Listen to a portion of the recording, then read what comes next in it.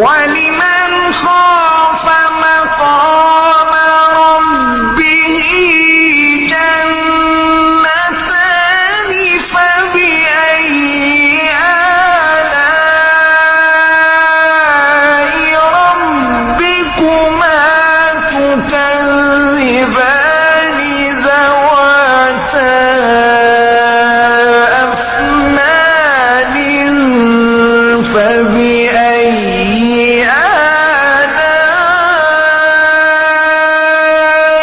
رَبِّكُمَا تُكَذِّبَانِ